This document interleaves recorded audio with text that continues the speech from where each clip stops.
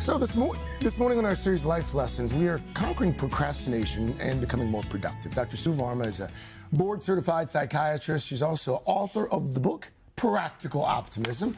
Always love when you hear Dr. Varma. Good morning. Always love Good when morning. you hear. So, a lot of times people assume that if you procrastinate that you're just kind of lazy, bad with time.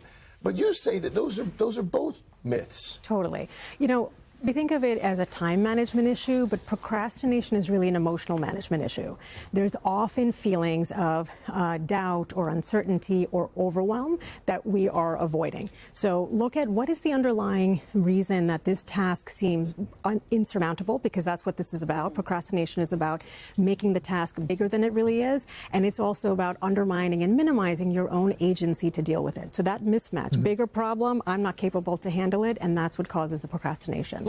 Sometimes I think we're worried about failure, about not doing well. If that's maybe the cause of it, how do we get past that? Ask yourself this one question. What does perfect look like, and what does done look like, right? Because as they say, perfect is the enemy of the good. Don't ask yourself what are they going to take to finish the entire task, because sometimes that feels too scary. Just ask yourself, what's the next step? One thing. What if something feels too scary, too overwhelming? You just, oh my gosh, you just don't want to do it. Yes. What do you do? So I'm a big believer in, number one, breaking things down, looking at the end in mind, right? Ask yourself, what would this feel like accomplished, right? And just that feeling of positivity that, wow, this is what it feels like done. This is how positive and good I'm going to feel. And then how can I break it into steps that feel less challenging? I'm a big believer in putting the music on, in listening to a podcast when you're doing it, and starting with the hard things first, right? It's like eating your vegetables, assuming you don't like vegetables, and doing something with a friend. They did an experiment where they asked people to look at an incline, and people who were looking at the and with a friend beside them, or even a friend in mind, the incline looked less steeper and more doable. And we know that when you work out with a friend, you're going to work out longer and stronger and harder. So pretty much studies show that any task that feels insurmountable, when done with a friend, there's a new thing called scheduling admin time with your friends. Even if it's just on FaceTime, hey, you do your thing, I'm going to do mine. Go to a good coffee shop, meet up with a friend, or just go make it a more pleasant environment. That reduces the entry barrier to any kind of onerous task that you're doing. That's a good tip. What about multitasking? Because I think a lot of times, if you've got like this massive to-do list, just try to start doing all these things at the same time. Not a great idea?